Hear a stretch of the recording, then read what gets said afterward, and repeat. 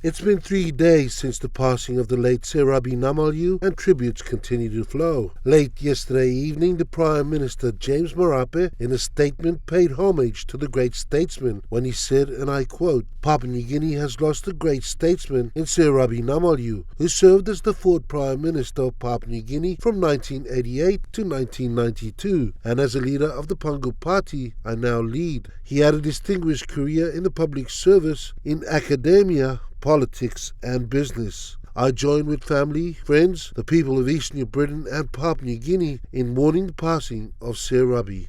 End quote. The Prime Minister went on to state that a state funeral befitting a former Prime Minister and a senior leader will be held with the late Sir Rabbie Namaliu, expected to lie in state at some point here at Parliament House. The man responsible for national events is Justin Tichenko, who is in China at the moment and is earmarked to return at the end of this week to put a program together. Former Bougainville politician John Mommis said the death of a close friend and one walk, Sir Rabbie Namaliu, sees the tragic departure of yet another core group of people that not only contributed in significant ways to the founding of Papua New Guinea as an independent and sovereign state, but also continued to contribute to the beloved country for almost 50 years that followed. Mr. Mommis remembers Sir Rabbie as a great Prime Minister. He was a true leader, always committed, consultative, inclusive and truly collegial. The Bougainville conflict was emerging when Sir Rabbie Namaliu took office. He showed a strong commitment from July 1988 to first trying to prevent the conflict from happening. Then, when despite such efforts the conflict did break out in late November 1988, he continued to be committed to resolving it peacefully.